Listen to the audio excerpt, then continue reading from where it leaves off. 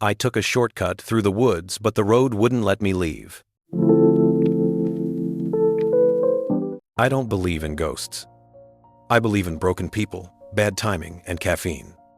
But 2 weeks ago, I saw something I can't explain, and I can't sleep without the lights on.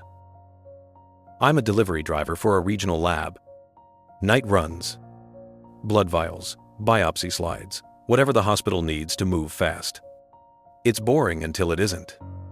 The route is always the same: County Road 17 from Mather to Chestnut Ridge, then the ramp onto the state highway. 17 is the kind of road where fog sits in the ditches like it's hiding. No shoulder in some parts. Cornfields. An old orchard with a collapsed fence. A tiny cemetery that looks like someone forgot about it. 2 Fridays ago, a little after 2 a.m., I was halfway down 17 when I saw a woman standing on the white line. Just there. No car. No flashlight. Dark hoodie, gray leggings, bare feet. Shoulders angled toward my lane like she hadn't decided if she wanted to cross. I hit the brakes so hard the cooler clacked behind me. When the headlights washed over her, I saw that her hood was up, shadowing her face, but not the way you think. It was like the light slid off. Like there was nothing to grab. A blank. I rolled down the window a couple inches. "Hey, are you okay?" "Okay." She didn't move. No flinch, no turn. But I heard something. Not words. A hissy breath that sounded wet. There's a part of your brain that says keep going, is less than #0. 5# is greater than. Then there's the part that says if you leave her, she dies, and you read about it tomorrow, and it's your face you see in the mirror. The second part won. I put on the hazards, crept forward, leaned across to the passenger side, and popped the door. "If you need a ride, I can take you to." She turned. Not her head. Her whole body pivoted like a shop mannequin.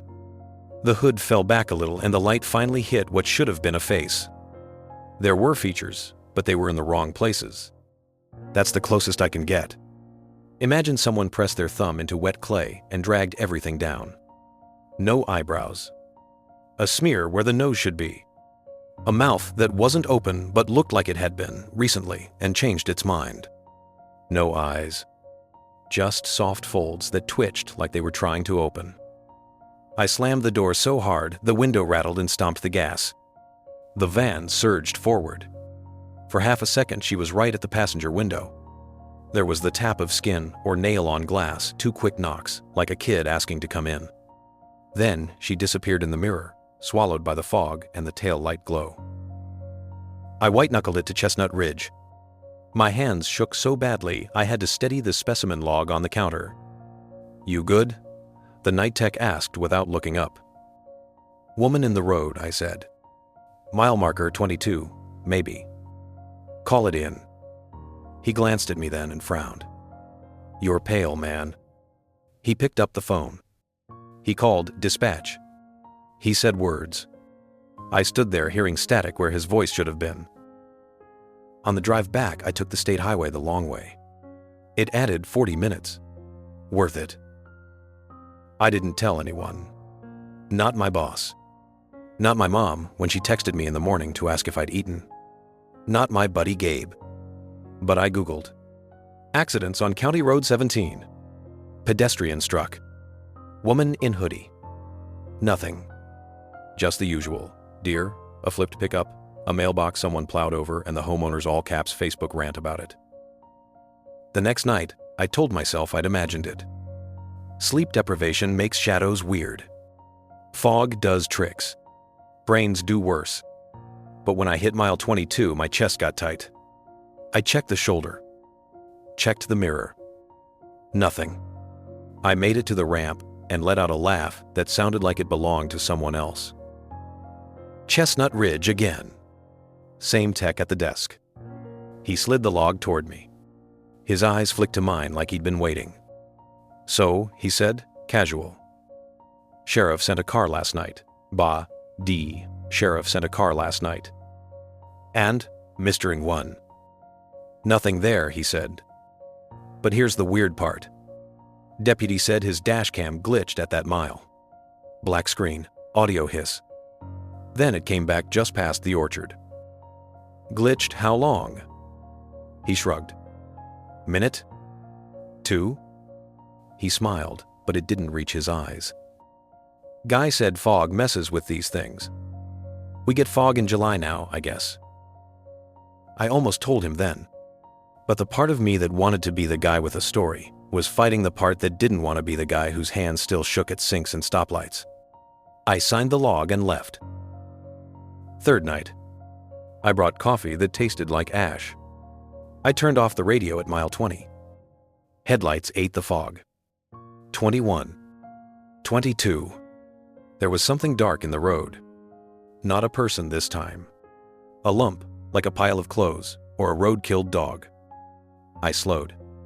Hazards. Heart beating too fast. The lump twitched. Then it uncoiled. It was a hoodie.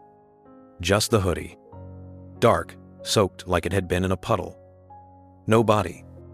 No shoes. I don't know why that felt worse, but it did. I pulled a little closer until it was in the edge of the beams. The fabric shifted even though there was no wind. It looked like something inside it was breathing. In. Out. Not my problem, I said out loud. Nope. Nope. I steered around it. The hoodie twitched again like it was trying to drag itself after me.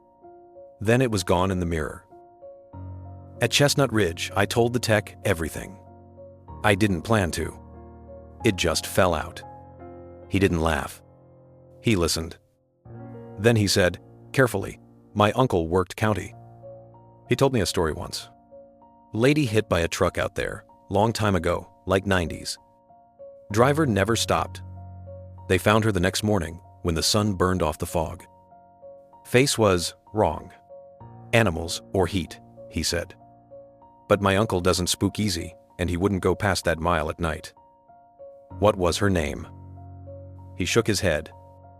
No clue. Town rumor. Could be bullshit. I said I'd take the highway detour.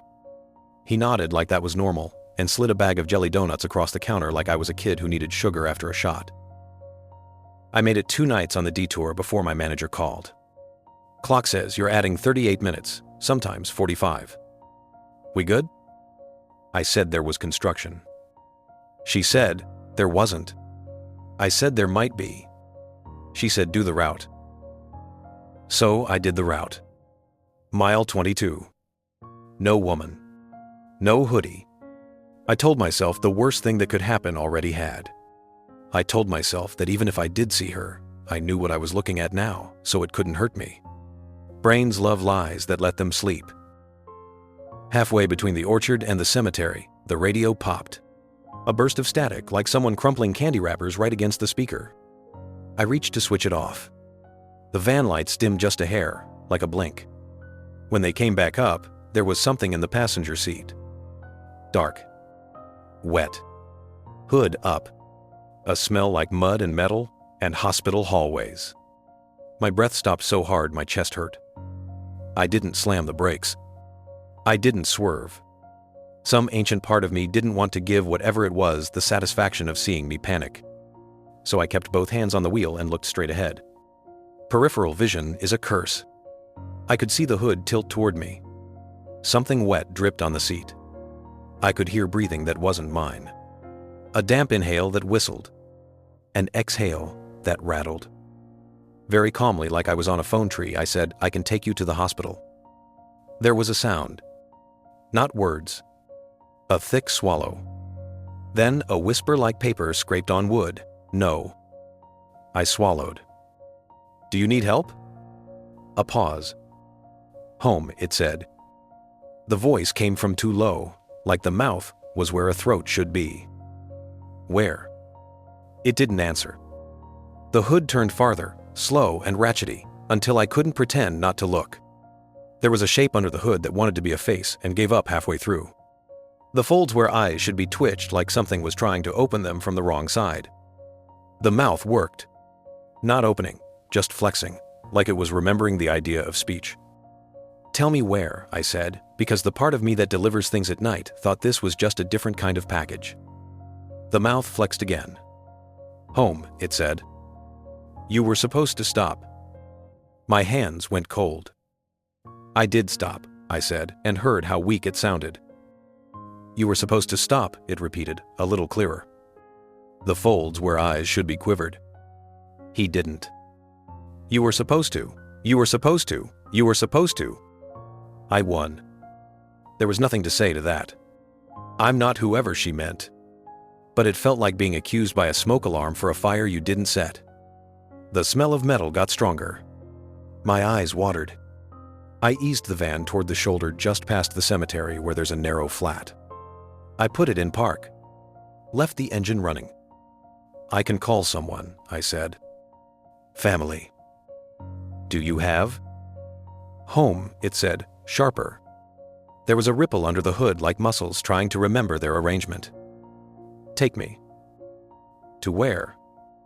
Silence, except for the whistle of its breath. Then, he left me. Don't leave me. The emptiness of the road pressed in. The fog made the world the size of a living room. A thought drifted up like a bubble. If I get out and walk around to open her door, will I see that there is no door to open? I didn't move. Tell me where, I repeated. Something in the hood settled. Home, it said again, but softer, like the word was too far away to fetch. Then, very slow, orchard. Fence. Cold. The orchard by 22? The hood angled. Not a nod, exactly. An acknowledgement. I put the van in drive. Rolled forward at 10 miles an hour. The orchard fence appeared out of the fog, sagging under its own history. I stopped just past the break where kids cut through in summer to drink warm beer by the trees. Here? Breath. Wet. Then, cold. Waited. No face. I can't go in there, I said, because I was suddenly sure that if I stepped into that orchard, I wouldn't come out. The thing in the seat didn't answer. But something like a hand pressed briefly against my arm, light, cold, not quite solid. I flinched so hard, I hit the horn. The sound tore the fog. When the echo died, the passenger seat was empty. The smell faded. My arm burned where it touched me, a cold burn, like I'd leaned against dry ice. I drove to Chestnut Ridge and threw up in the loading bay. The tech came outside, took one look at me, and said, "Dude." I told him the orchard part. He chewed his lip. "Okay," he said. So this could be nothing, but my aunt used to date a guy who ran with dumb kids who'd drink out there. There was a rumor about a girl who met a trucker at that cut in the fence. He said he'd drive her to town. She got in. He didn't stop. "I need her name," I said. "I need her name," I said. It came out like a demand. He held up his hands. "I don't know her name. It was before my time. I can ask my aunt. I might take time." "Ask," I said. I didn't sleep that day. Every time I closed my eyes, I saw folds where eyes should be, twitching like they were trying to find me. At 5 p.m., the tech texted me a screenshot of a Facebook post from 2014. Missing, Hannah Cole, 19, last seen leaving Miller's Tavern on County 17, wearing a dark hoodie and gray leggings. If you have any information, contact the sheriff.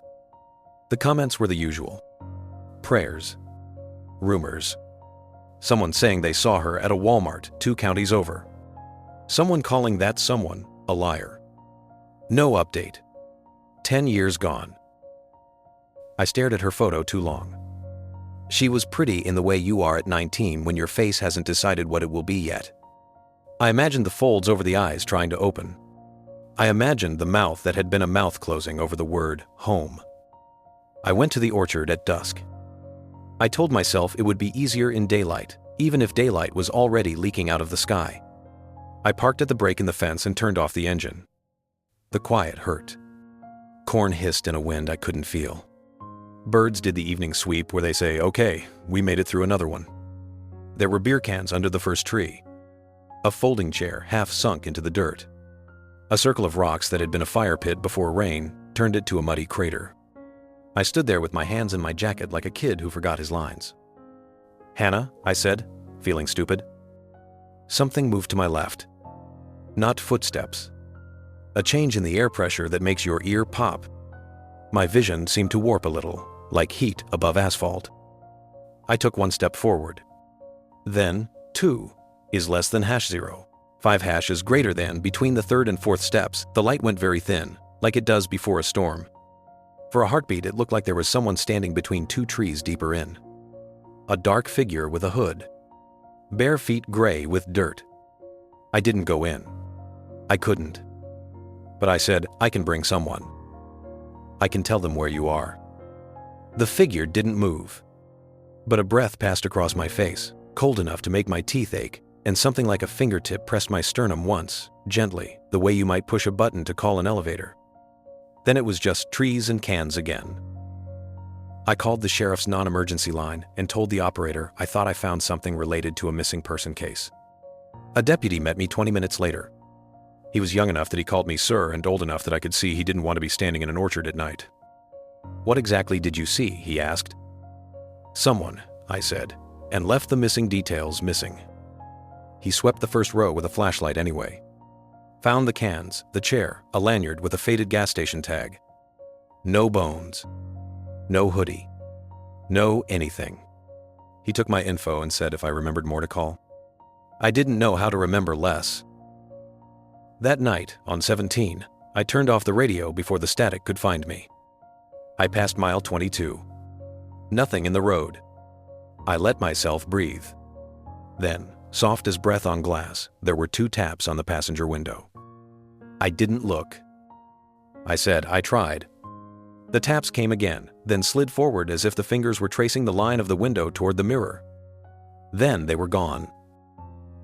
I started leaving the passenger seat buckled. I don't know why. It felt like a courtesy. The next afternoon, the tech texted again.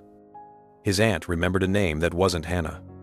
Another girl, same road, 2001, different bar. Chelsea or Chelsea. She'd been found in the ditch, under the orchard fence. Driver never found. Rumor said her face was... He didn't finish the sentence. How many girls can a road keep? How many stories can a town misremember into each other until all of them sound like one story that keeps happening? I started writing this because last night something changed. I was headed back toward Mather with an empty cooler and a head like a buzzing light bulb. Fog again. The cemetery to my right, like a row of broken teeth. The orchard to my left, like a mouth that doesn't open. I had my hands at 10 and 2 and was counting reflector posts like rosary beads.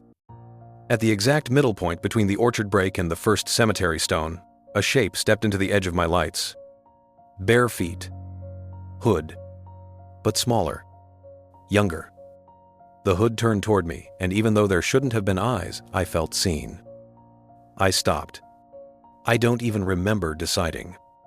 The van rolled to a halt and I was opening the passenger door and saying, okay, like I'd already agreed to something in a dream I'd had as a kid. The seatbelt was already buckled. The air inside went cold and wet. There was a weight in the seat that didn't sink the cushion. Home, the voice said. Not the first voice. Higher. A second girl. How many of you are there? I asked without meaning to. Silence.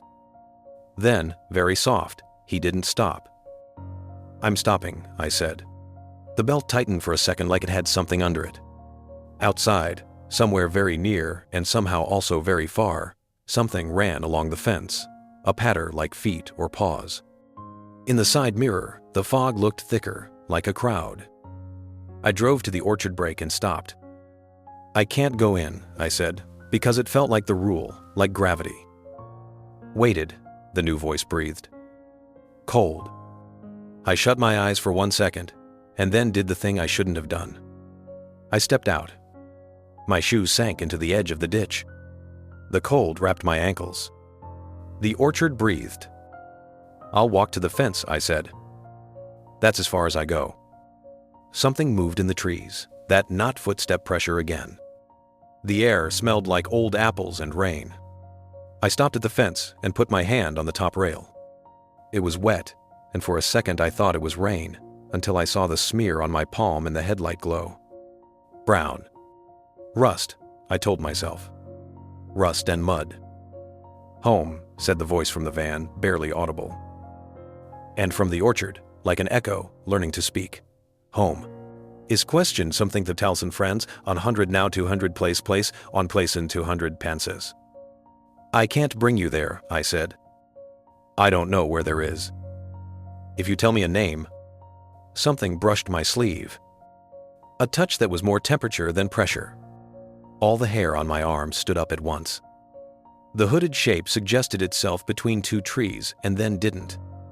The second shape stood closer, small and wrong in the ways the first had been wrong, but different wrongs, like bad copies of different originals layered on top of each other. Okay, I said to whoever might be listening. Okay. I'll try to find you. I'll say your names if I can get them. I'll say them out loud. The cold lifted half an inch. Enough to breathe. I backed to the van without turning my back on the trees. I got in. I drove away. The seat beside me was empty. The belt lay flat. But the impression of weight hung there like a dent you can't see. I'm writing this because, if there are names, someone here will know. This isn't a riddle or a dare. I don't want to be a ghost hunter. I just want to stop hearing those taps on the glass. I want to sleep. If you grew up near Mather or Chestnut Ridge, if you remember a Hannah Cole or a Chelsea with an IE, or someone else who wore a dark hoodie and never got home, tell me. Tell me so I can say the names when I pass that fence. Tell me so I can stop being the wrong person who stopped at the right time. Update 2 days later. I didn't plan to go back. But I had to drive 17 anyway. Right before 22, my phone buzzed with a number I didn't recognize. I let it go to voicemail. At the hospital, I listened. It was the deputy. His voice was tight. He said, "We had a woman call in this morning. Says her sister went missing in 2001. Name was Chelsea F., spelled with a Y. She said they used to hang at the orchard. She left a bouquet there last year. It was gone the next day. Said that always happens." I texted the tech. He sent me a clipping from an old local paper. 19-year-old Chelsea F. was found deceased off County Road 17 near the Wilson Orchard. Investigation ongoing. No arrests. There was no photo. There was a line that said the family requests privacy. I drove to the fence after my shift. Not into the orchard. Just to the fence. I said Chelsea out loud 3 times, which felt like an incantation or a password. The fog moved in a way fog doesn't. It stepped sideways. Something tapped the window twice in perfect rhythm with my heart. Then the night was only night again. Update to a week later. I thought maybe saying names would be enough. It isn't. I still get the taps. Sometimes 3, sometimes 2. Sometimes not at the window at all, but at the exact spot where the seatbelt crosses the passenger seat, like fingers drumming cloth from the other side. I started leaving flowers at the fence. Not roses. Wildflowers from the stand near the feed store. They're always gone by morning. Sometimes there's a wet smear on the top rail shaped like a hand that tried to be a hand and almost got there. Yesterday, I pulled into the mini-mart for gas, and a man at the next pump stared at my van. He was late 30s, trucker cap, red eyes, like he hadn't slept. He asked, "You deliver for the lab?" I said, "Yeah." He said, "You take 17?" I said, "Sometimes." He said very softly, "Sometimes I hear tapping on my cab on that stretch." I don't stop. He looked like he wanted me to say it was deer. I didn't. He nodded once like a verdict and got in his truck.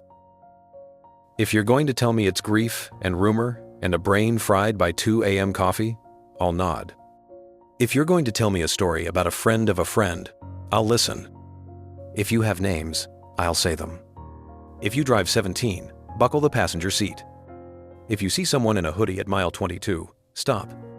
You might be the right person this time. Top comments. Tenor, Debaya, R comments. Top comments. UCR17, Lifer. This is going to sound messed up, but my cousin hit a deer near that orchard in 2010 and swore the deer had bare feet.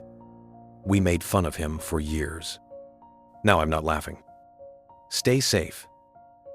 If the 2001 victim is Chelsea F., the court docket shows driver unknown, 23. FOIA might get you more, but small counties redact everything.